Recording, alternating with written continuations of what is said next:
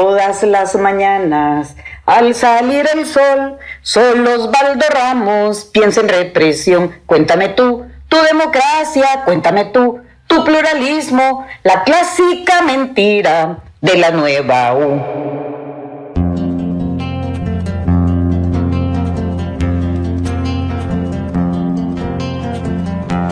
Este canto lo hacíamos los estudiantes en 1982, después del asalto a la universidad por estas fuerzas oscurantistas de la Guerra Fría. En plena Guerra Fría, cuando fue asaltada la universidad, la rectoría, los estudiantes cantábamos en una forma de denunciar lo que estábamos viviendo dentro de la universidad. Las desapariciones forzadas de compañeros y compañeras, las detenciones, incluso el asesinato de muchos de nuestros compañeros.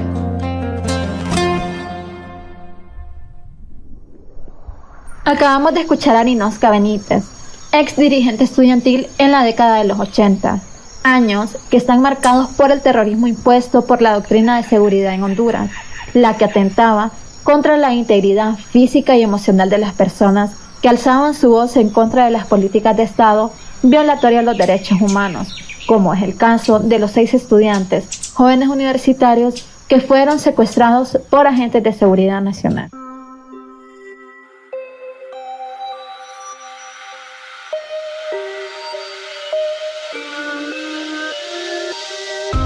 El Espacio de Memorias y Derechos Humanos y el Centro Cultural de España en El Salvador presentan Centroamérica, Memorias y Voces. Les damos la bienvenida a esta colección de historias diversas que rompen con la cultura del silencio y reflejan el relato no oficial de nuestro pasado reciente. Cada una de las entregas de esta serie es una gota en el océano de nuestra memoria común, capturadas por las redes de distintos creadores de la región. Le invitamos a sentarnos en la orilla y escucharlas juntos, y que su huella permanezca siempre. El caso de los 6 estudiantes Las Tarántulas Atacan, por Laura Ramírez, del Comité de Familiares de Detenidos Desaparecidos en Honduras. Desperté una mañana sacudido por un sentimiento, inducido por el sistema. Qué pena, ahora vivo para trabajar. Bienvenidos y bienvenidas a este podcast, donde te contaremos sobre los sucesos que marcaron la historia en nuestro país. Asimismo, visibilizar la lucha del pueblo, darles voz, reconocimiento y protagonismo a los y las mártires de desaparición forzada en los años 80 de nuestro país. Los marginados somos la rueda que los hace andar.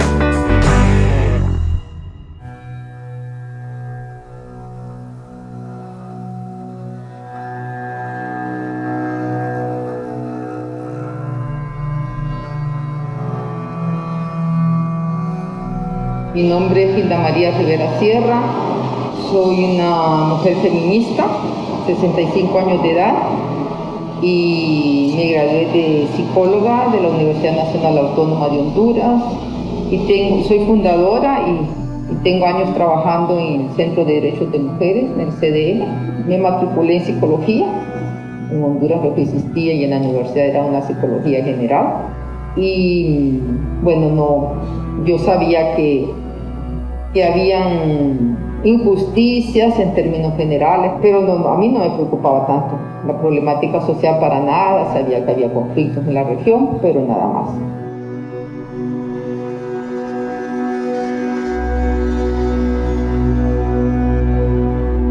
No me miraba envuelta en nada, ya escuchaba, los conocía.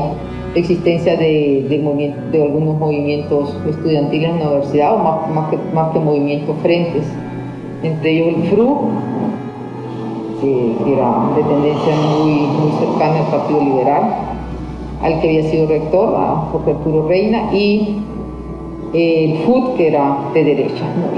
Pero ninguno de los dos me atraía, ¿no?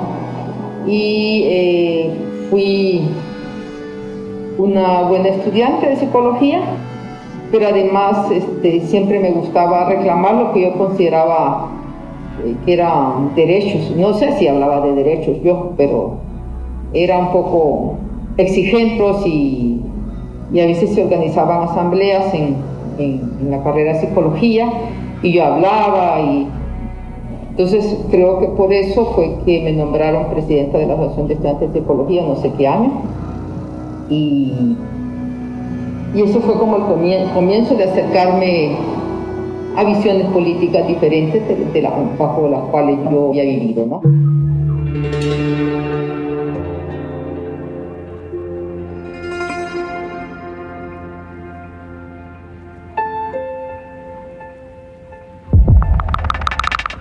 Entonces, tuve la oportunidad de viajar a un congreso de estudiantes de psicología a Ciudad de Guatemala y ahí había sucedido una de las tantas masacres que sucedieron en Guatemala en esos años y en la universidad estaban alojados campesinos, indígenas campesinos de las montañas, mujeres y hombres, niños y niñas. Y el el Congreso de Psicología era de México, Centroamérica, incluyendo Panamá. Y la verdad que lo que menos hizo ahí fue estudiar psicología, fue ver psicología, análisis de psicología, sino más bien análisis sociales y políticos. Por ejemplo, las y los salvadoreños estaban en guerra, ¿no? Guatemala, años de guerra. Nicaragua, lo mismo, todavía no había triunfado la revolución, estoy hablando antes de 1979, y pues para mí fue un shock, ¿no? De darme cuenta de que los conflictos en la región eran muchísimo más de lo que yo podía ver en un periódico, que era un poco a través de lo cual uno, si es que lo leía, si es que lo compraba, se podía desinformar más que todo, ¿no?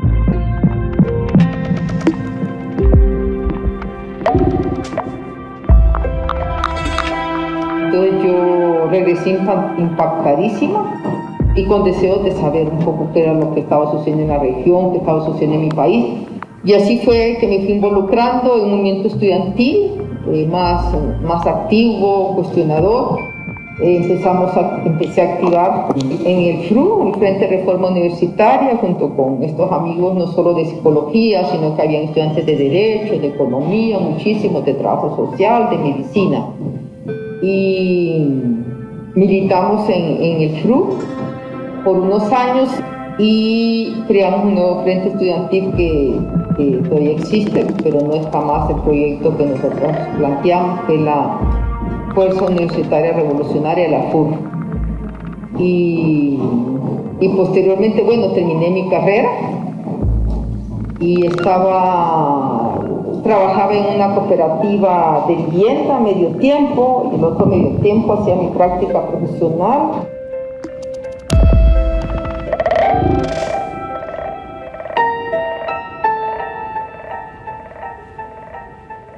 Y eso era un poco mi vida. Me vinculé con compañeros y a compañeras que estaban pues, queriendo hacer otro tipo de trabajo,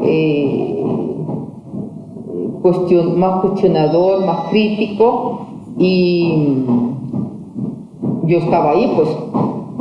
Y posteriormente, en 1982, cuando ya había terminado mi práctica y estaba preparando mi tesis,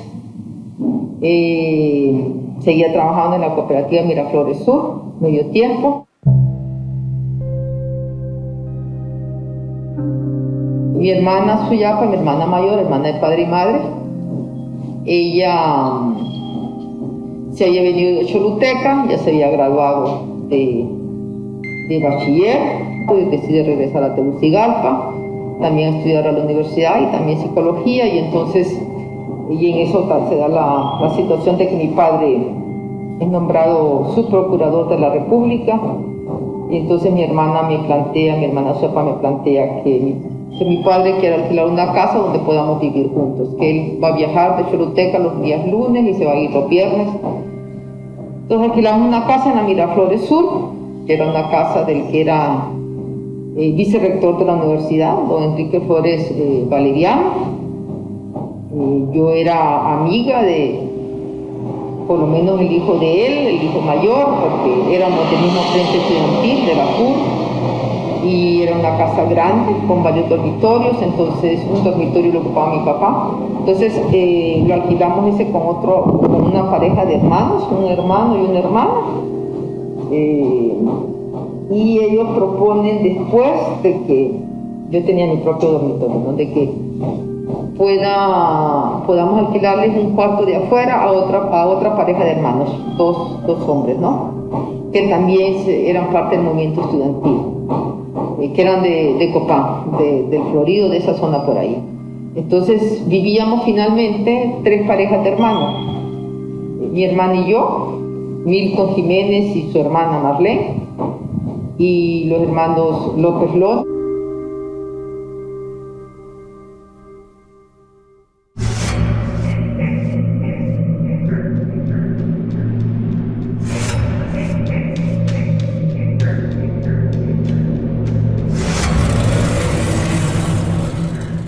La madrugada de abril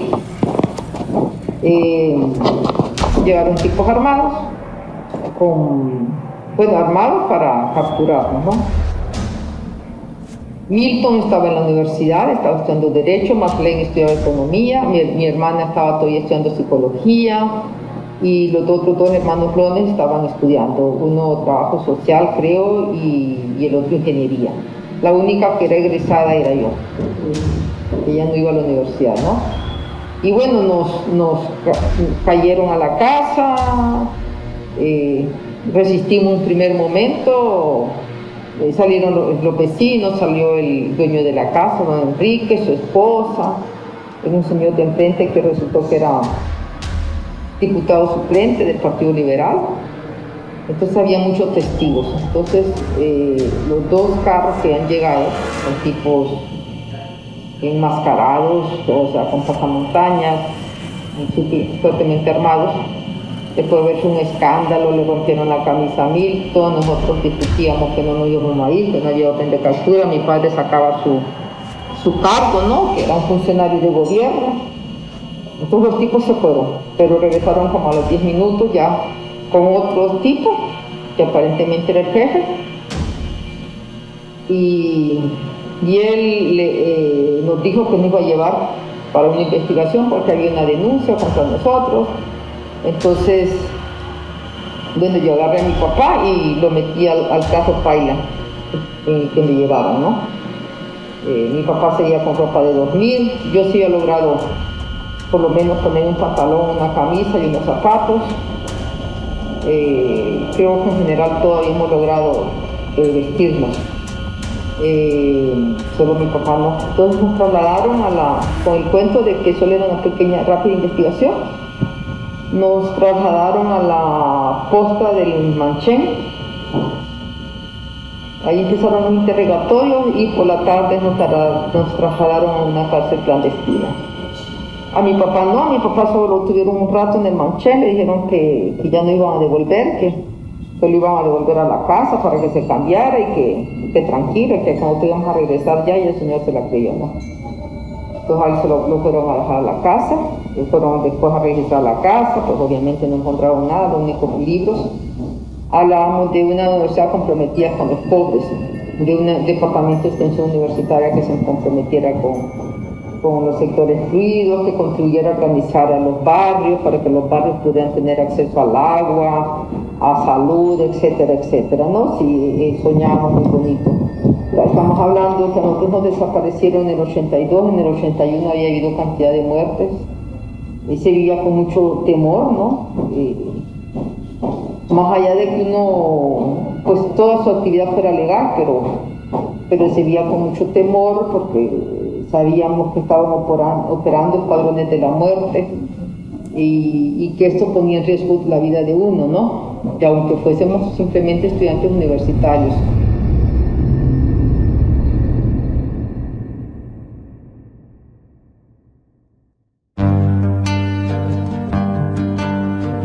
En abril de 1982, pues sufrimos la cruda represión que se venía, ¿verdad?, viviendo en el país y dentro de la universidad.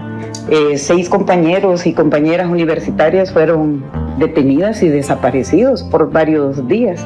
que no supimos de ellos. De inmediato la comunidad estudiantil, ¿verdad? Todos los frentes que estábamos, nos aprestamos a hacer manifestaciones, a protestar, salimos a las calles demandando su retorno con vida, porque ya veníamos de vivir la experiencia de otras desapariciones forzadas que se venían dando y que no habían aparecido todavía los compañeros y compañeras.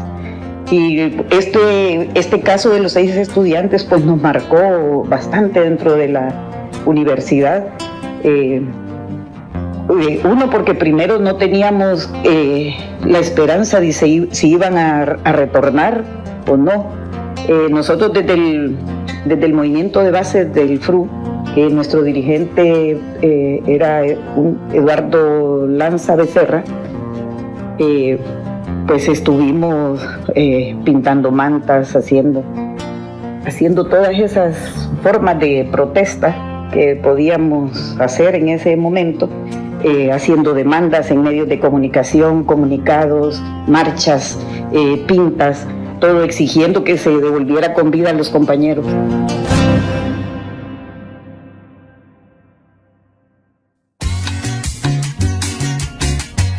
Que vivan los estudiantes, jardín de nuestra alegría, son aves que no se asustan de animal ni policía. La Universidad Nacional Autónoma de Honduras ha sido un espacio de lucha constante por la exigencia del bienestar del pueblo. El Comité de Familiares de Detenidos Desaparecidos en Honduras, el COFADE, tiene un registro de 184 desapariciones forzadas, desde finales de los años 70 hasta principios de los 90. Entre ellas, 8 desapariciones hacia la comunidad universitaria y 6 asesinatos. Cabe señalar que decenas de desapariciones nunca fueron reportadas y otros casos que fueron desapariciones forzadas temporales, como el del grupo de los 6 estudiantes. Hoy seguimos exigiendo justicia y castigo a los hechores. La juventud seguimos soñando y luchando por una Honduras justa. Que vivan los estudiantes, jardín de nuestra alegría, son aves que no se asustan de animal ni policía, y no le asustan las balas ni el ladrar de la jauría. Caramba y zamba la cosa, que viva la astronomía. Caramba y zamba la cosa, que viva la astronomía. Caramba y zamba la cosa, que viva la astronomía. Caramba y zamba la cosa, que viva la astronomía.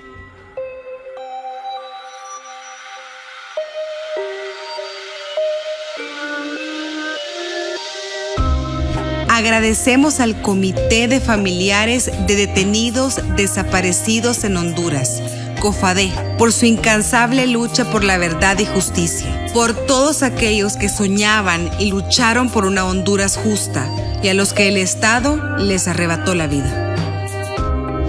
Cada uno de los episodios de la colección Centroamérica, Memorias y Voces fue coproducido durante el taller regional Podcast y Memoria, en el cual participaron organizaciones de la Red Centroamericana de Memoria con la coproducción de El Audio es el Presente. El programa contó con el apoyo financiero del Programa de Naciones Unidas para el Desarrollo en El Salvador, el Fondo de Paz de las Naciones Unidas y la Agencia Suiza para el Desarrollo y la Cooperación.